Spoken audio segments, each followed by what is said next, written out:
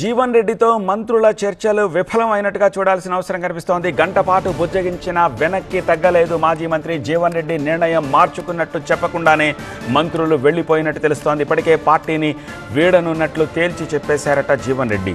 ఈ నెల 25న భవిష్యత్తు కార్యాచరణ ప్రకటించేందుకు కాంగ్రెస్ సీనియర్ నేత జీవన్ రెడ్డి సిద్ధమయ్యారు. మంత్రులతో చర్చల తర్వాత జీవన్ రెడ్డి ఆసక్తికర వ్యాఖ్యలు చేశారు.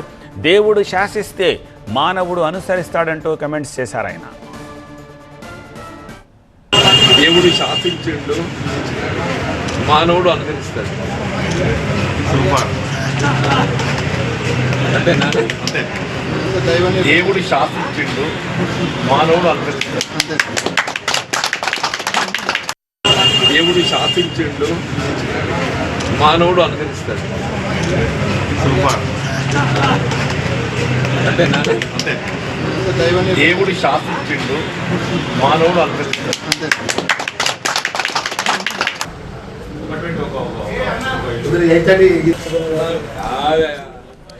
అంతకుముందు జగిత్యాలలో జీవన్ రెడ్డి ఇంటికి వెళ్లారు మంత్రులు శ్రీధర్ బాబు, అడ్లూరి లక్ష్మణ్. పార్టీ మారొద్దని జీవన్ రెడ్డికి చెప్పాము అన్నారు శ్రీధర్ బాబు.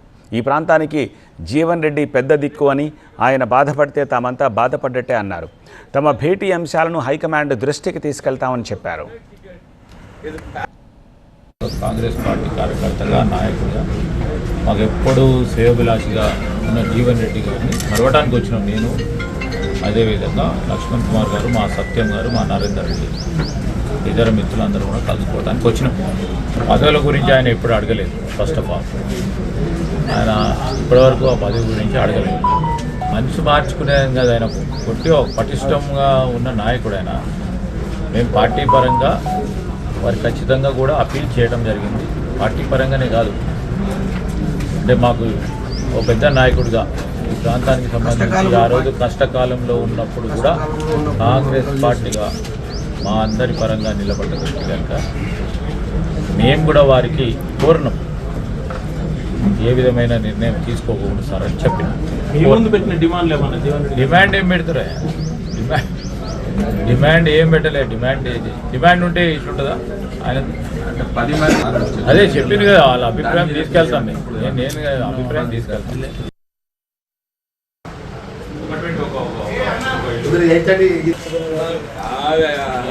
మంత్రి కావాలని ఓడిపోవాలని చెప్పింది.